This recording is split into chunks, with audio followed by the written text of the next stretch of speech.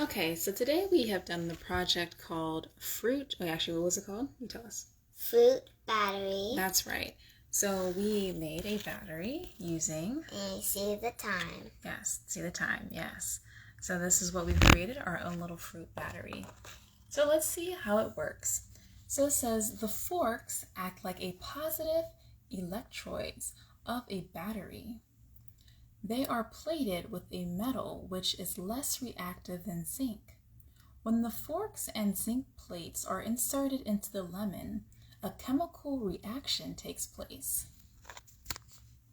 So put that down. Electrons, which are extremely small particles with a negative charge, move from the zinc plates to the forks. Yes, to the forks to form a current, thus activating the LCD watch. The lemon with a potato, a grapefruit, or use soft drinks to see what effects it has.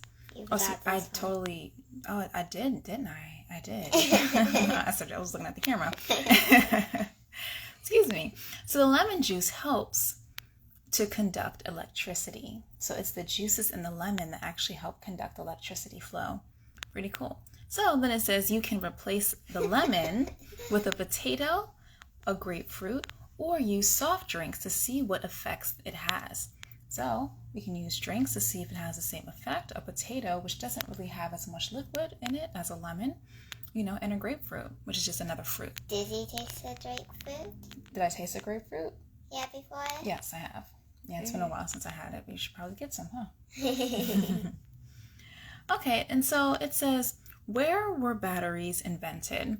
So it goes into the history. So the development of the battery started in 1775 when a scientist called, let's try this, Alessandro Volta invented a machine that produced and stored static electricity by rubbing cat fur across a metal plate. A few years later, a doctor called Luigi Galvani noticed that dissected frog legs twitch when they were in contact with two different metals.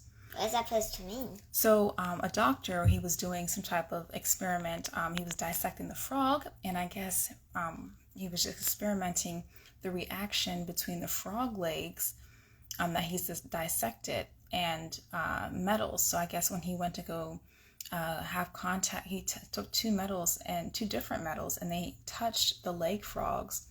The leg frogs twitched. Okay, and a dissected frog, you know what that means? No.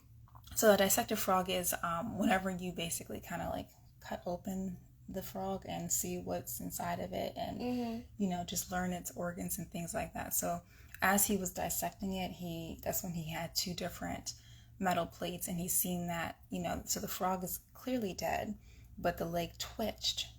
So it showed that the leg had a reaction to the two different metals. Electricity.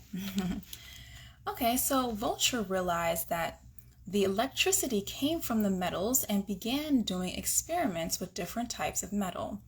In 1800, he made the first ever battery, which consisted of copper and zinc strips separated by a piece of paper soaked in salt water and dipped in diluted acid.